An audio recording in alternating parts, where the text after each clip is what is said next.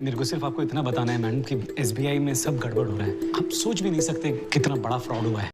तो दोस्तों JL50 जैसी बढ़िया वेब सीरीज के बाद सोनी लिव पर एक और biographic crime drama web series scam 1992 release हो चुकी है, जिसे डायरेक्ट किया हंसल मेहता ने। और इसमें लीड रोल में प्रतीक गांधी, श्रेया धनवंतरी, सतीश कौशिक, रजत कपूर और शारिब हाशमी हैं। तो आज के इस वीडियो में मैं रिव्यू करने वाला हूँ सोनी लिव पर रिलीज हुई biographic crime drama web series scam 1992 का। तो आखिर क्या है इस वेब सीरीज में खास, जिसके लिए आपको ये वेब सीरीज देखनी चाहिए भी या नहीं, जानने के लिए इस वीडियो के एंड तक जरूर देखिएगा। तो दोस्तों मैं हूं आपके साथ अखिलेश वर्मा और आप सब देख रहे हैं मेरा यूट्यूब चैनल मेंटर वर्मा। तो चलिए दोस्तों बिना टाइम वेस्ट किए शुरू करते हैं।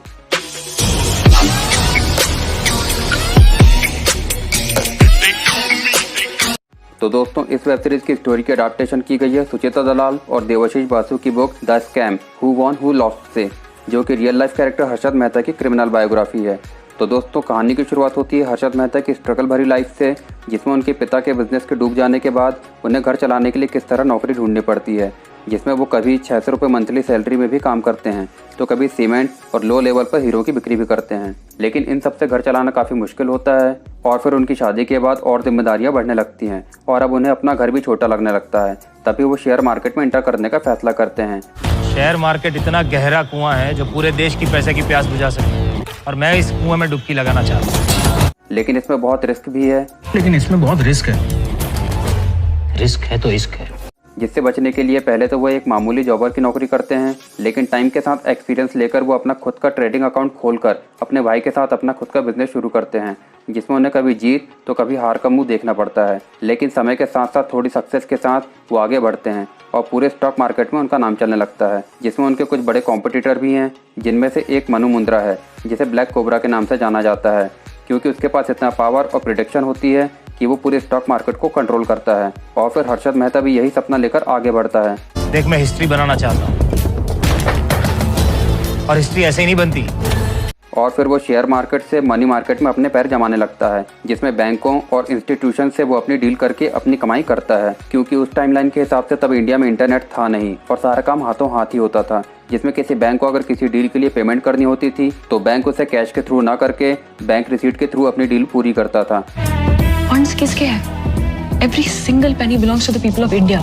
और हर्षद ने अपना भरोसा सारे बैंकों से इस तरह बनाया हुआ था कि सिर्फ उसके बोल देने से ही बैंक मान जाता था कि बैंक रिसीट के थ्रू पेमेंट हो चुकी है, और हर्षद इसी बात का फायदा उठाता था। और यहीं से शुरुआत होती है पूरे स्कैम की, जिसका मास्टरमाइंड हर्षद मेहता है। और फिर वो मनी मार्केट और स्टॉक मार्केट दोनों को कंट्रोल करता है और अपने टाइटल बिग बुल को अचीव करता है। Harshad Shantilal Mehta, big bull, man of integrity, BSc का बच्चन है Bachchan. Harshad is a hero. लेकिन इन सब के अलावा भी एक जर्नलिस्ट हर्षद मेहता के किए गए स्कैम के सबूत इकट्ठे करने में लगी हुई है कि उसने एसबीआई के साथ फ्रॉड कैसे किया। एसबीआई के बुक्स से 500 करोड़ मिसिंग है। आपको पता है ना आप क्या बोल रहे हो? तो अब क्या हर्षद मेहता अपने किए गए गलत कामों से बच पाएगा या नहीं, और कैसे वो पूरे स्टॉक मार्केट को अपनी उंगलियों पर नचाता है, ये जानने के लिए तो आपको ये वेब सीरीज ही देखनी होगी, जो कि सोनी लिव पर रिलीज हो चुकी है। फिलहाल इसका पार्ट 1 ही रिलीज किया गया है, जिसमें टोटल 5 एपिसोड हैं और आगे की स्टोरी इसके पार्ट 2 में कंटिन्यू की जाएगी। तो अब बात कर लें कि ये वेब सीरीज है कैसी, तो मैं आपको बता दूं कि इसकी सबसे अच्छी बात है इसकी टाइमलाइन के हिसाब से सारी बातों को एकदम रियलिस्टिक रखा गया है। जैसे कि शूटिंग के लिए सेट जो कि टाइमलाइन के हिसाब से परफेक्ट है, और उस टाइम में बिना मोबाइल और इंटरनेट के मार्केट कैसे वर्क करता था, इन सारी बातों को बहुत ही ध्यान रखकर दिखाया गया है। इस वेब सीरीज की स्टोरी तो बढ़िया है ही, जिसने इंडिया के सबसे बड़े फाइनेंशियल स्कैम को दिखाने की कोशिश की है। Hello? It is India's biggest financial scam. 5,000 crores. जिसमें इसका बढ़िया बीजीएम आपको बहुत ही ज्यादा पसंद आने वाला है, जो कि आपने इसके ट्रेलर में भी सुना ही होगा। बात कर लें एक्टिंग की तो लगभग सभी एक्टर्स ने बढ़िया एक्टिंग की है, खासतौर पर प्रतीक गांधी और श्रेया धनवंतरी, जिन्होंने हर्षद मेहता और सुचिता दलाल का कैरेक्टर प्ले किया है। आपको पता है ये फ्रॉड किसने किया? हर्षद मेहता।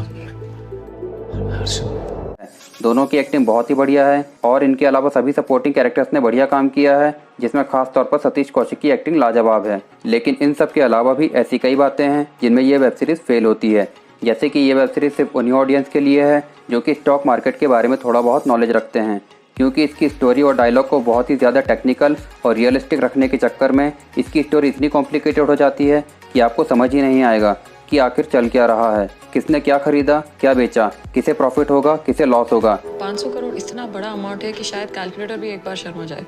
उतना ही बड़ा है ये फ्रॉड, शायद उससे भी बहुत ज्यादा बड़ा।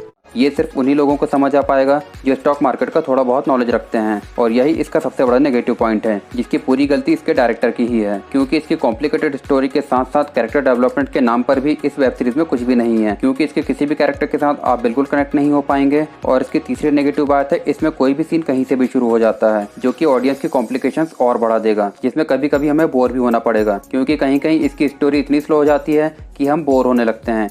लेकिन ये कहानी का अभी सिर्फ एक ही पार्ट दिखाया गया है, तो अब देखना ये है कि इसके सेकंड पार्ट में ये वेब सीरीज़ हमें एंटरटेन कर पाती है या नहीं। और अगर आप इस वेब सीरीज़ को देखना चाहते हैं तो पहले थोड़ा बहुत स्टॉक मार्केट का नॉलेज लेकर ही इस वेब सीरीज़ को देखिएगा, नहीं तो आपको कुछ समझ नहीं आएगा और आप उल्टा बोर हो जाएंगे। तो दोस्तों, आप सभी को ये मेरा वीडियो कैसा लगा आप मुझे कमेंट सेक्शन में बता सकते हैं। और अगर आपको ये मेरी मेहनत ज़रा सी भी पसंद आई है तो मेरे इस वीडियो को लाइक और मेरे चैनल को सब्सक्राइब करना बिल्कुल भी ना भूलें, ताकि मुझे मोटिवेशन मिलती रहे इस तरह के कंटेंट को अपने चैनल पर कंटिन्यू करने की। Thank you.